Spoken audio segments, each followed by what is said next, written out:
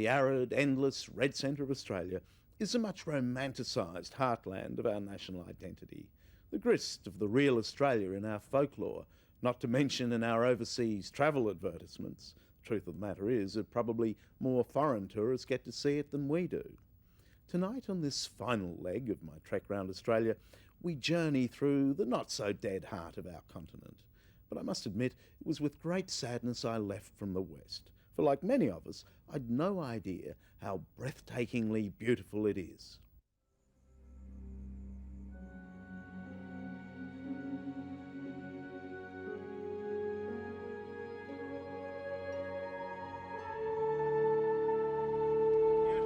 It's a fantastic country, isn't it? It's the best country I've ever seen. The Pilbara region of Western Australia is synonymous with Lang Hancock and iron ore. It should also be known for its beauty. I've seen a bit of Australia, and I don't think anywhere surpasses it. My guide through this 2.5 billion year time warp is Ian Baird. A former farmer turned tour guide, he finds it more rewarding to harness the ancient arid beauty of Australia to tourism rather than the plough. I love seeing the eyes light up. You know, that's gee, this is good. This is new. This has got to be the coolest place we've been. Yeah, it's good. It's The last week. The deep, iron-rich gorges of the Hamersley Ranges are only now being opened up to visitors, and it's still possible to fancy that you're the first here. Now, at the moment, we're in a hidden valley in the Pilbara that no man has ever been into. It feels like that, doesn't it? Yeah, that's the great thing. You walk around a corner and you feel like you're the first person ever there. We've discovered it. Yeah.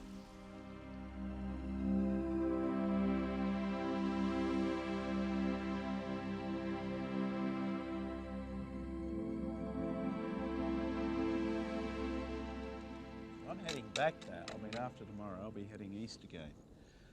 But I'm going to find it hard to drag myself away. Quite right. That's how it should be. It's a great country, and I'm sure there are not enough Australians that appreciate just how good Australia is.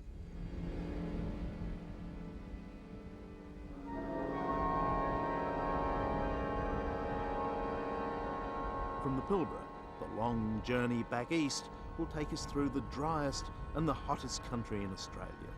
My first stop, that legendary hotspot, Marble Bar. Oh dear, look at that. What a surprise. Another day it didn't rain in Marble Bar. Every 3 hours, day and night, the weather observer trudges out to his monitoring station. Given that one day out here is invariably like another, you have to admire his dedication, or wonder at it. Why don't you just extemporise with figures? Oh, well, no, well, then you have to get the correct ones. I mean, that's... You never sleep in and make them up? Oh, no, no. Never! The Tanami is a vast arid plateau, 400 metres above sea level and sprawling across 37,000 square kilometres of Western Australia and the Northern Territory. This place is commonly regarded as the most remote part of Australia. Would it be fair to say this is the middle of nowhere? This is as remote as it gets? It's the capital of nowhere. Stan Paget runs a Tanami gold mine. If, in our distant future, human beings are ever to mine the hostile surface of other worlds, then the Tanami would be a good place to get work experience, for this must be the closest place on Earth to somewhere not on Earth.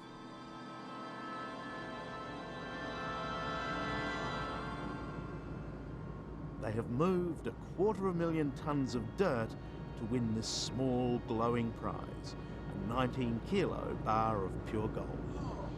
Isn't that fantastic? How much is it worth? About $350,000. 350,000 bucks. Do you still get excited by the feel of this stuff? Only as long as there's enough of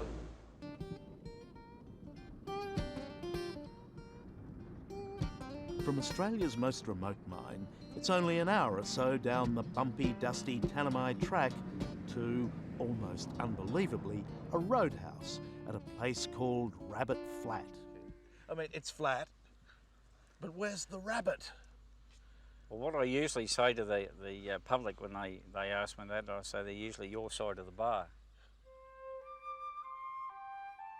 It was way back in June 1969 when Bruce Farrens and his new bride Jackie put up a sign and refuelled their first customer. It was fairly mundane when you look back on it. We were two people just thrown together in the middle of nowhere. I think she tells the story she fell in love with my dog first. Jackie was a tourist from Paris, working the Australian outback as a cook. Bruce was a young ringer at a place unromantically named Mongrel Downs. It's called Tanami Downs now, but we prefer Mongrel Downs. Mongrel Downs is a great name. It's near Rabbit Flat, Mongrel Downs. Bruce and Jackie built up a business and raised twin boys here, and somehow she found the time and the perseverance to create a French provincial garden. Well, this is really good. You've made the desert bloom, haven't you? Yeah, I suppose you could have my little pocket of it. Okay, now look as if you like one another. Don't look as if you've that's been hard. living out here alone for 28 years. That's good. The love affair that began at Mongrel Downs has survived 30 years at Rabbit Flat, a relationship cemented by hardships the rest of us can scarcely imagine. Got it. Like when our boys were born, they were 7 weeks premature. I don't know if Jackie's told you this, and they were born in our bedroom, and I had to deliver them. And Jackie sat up and helped me deliver the second one.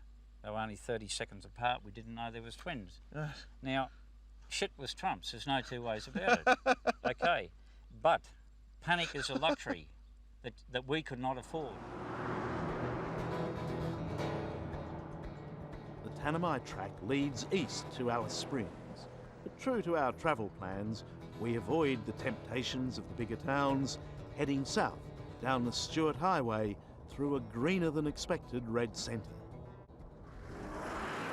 Turning left at a signpost marked Oodnadatta. To be swallowed by a huge, empty vastness of land and sky, not a place you'd expect to meet another human being.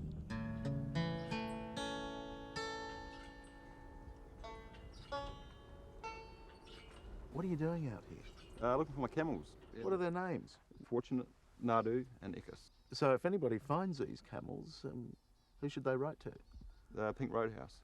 Care of the Pink Roadhouse. They'll let me know. So have you seen 3 camels? Not in the main street today. One of them's white. I saw them about 2 weeks ago. Which direction were they going in? Going north.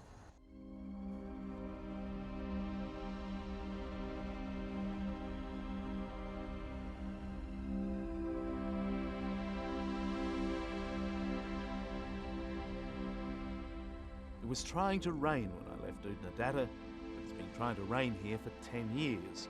Clouds come and go, and the land waits with infinite patience. The Oodnadatta track takes us south through a landscape devoid of motion, a profound stillness disturbed only momentarily by my passage.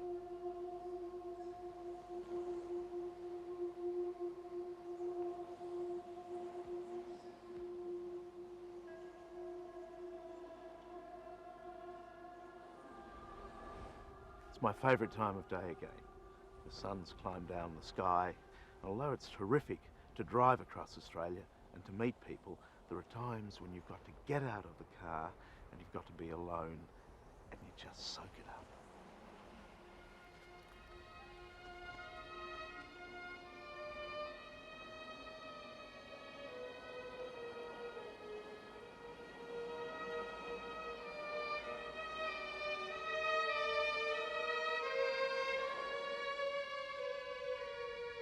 In William Creek, South Australia, there was no sign of life, but there were plenty of signs.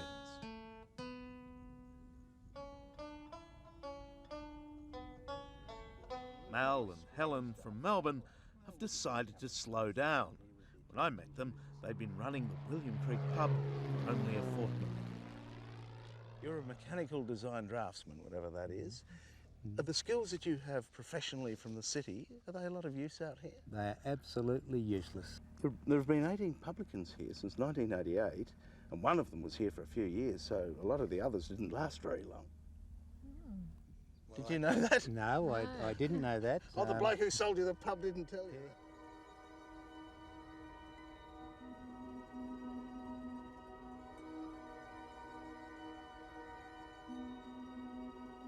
Probably the best reason for going to William Creek lies just 60 kilometres to the east.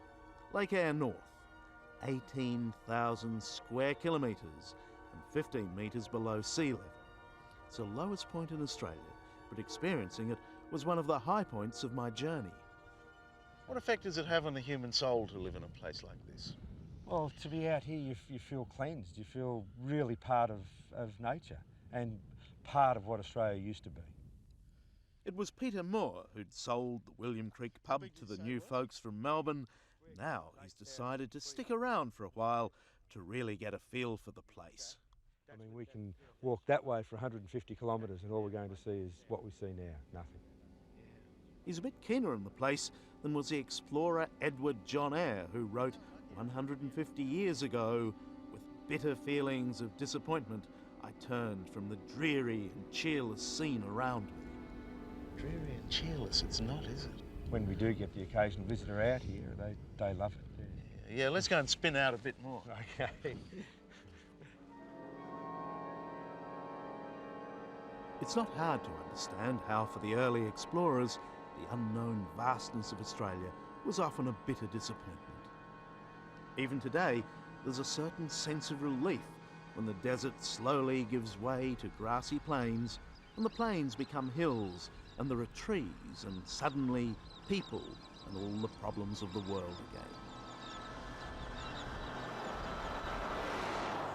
You look to your leaders and things for leadership and a sort of standard, and I mean, they've just got nothing of it. I mean, they're dishonest, they're not credible, and, you know, they're basically arseholes, aren't they? I mean, they really couldn't care about anything.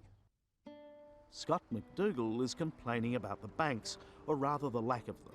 In his town, Trangie, in far west New South Wales, both banks, the National and Westpac, announced their closures on the same day in 1996.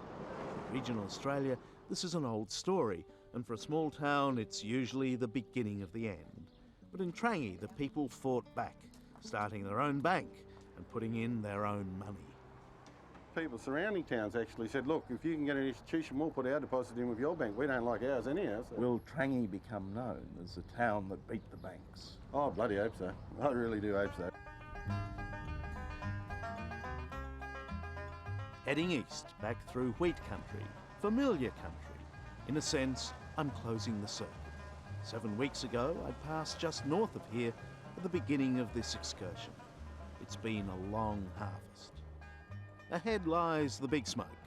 If this journey must finish, let's end it before the romance runs out. In the town of Gulgong, Henry Lawson's town. Rough-built theatres and stages where the world's best actors trod, singers bringing reckless rovers near a boyhood, home and God.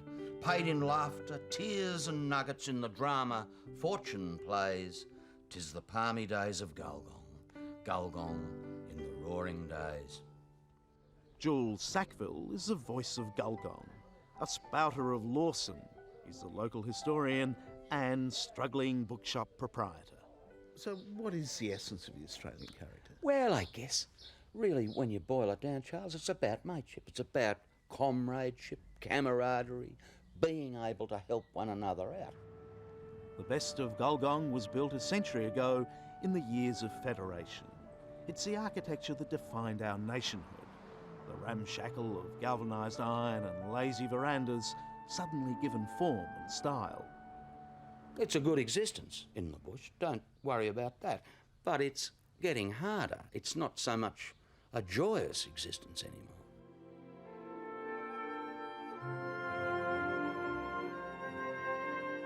It was a story I'd heard often in my long journey through the Australian heartland.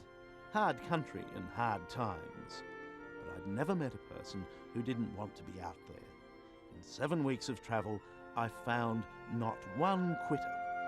And if we can leave with the words of Henry Lawson, it seems that the heart of Australia beats today much as it always has.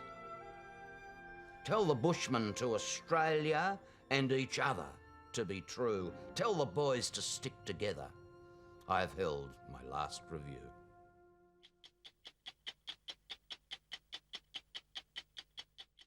Hello, I'm Sarah Abo. Thanks for watching 60 Minutes Australia. Subscribe to our channel now for brand new stories and exclusive clips every week. And don't miss out on our Extra Minutes segments and full episodes of 60 Minutes on 9now.com.au and the 9Now app.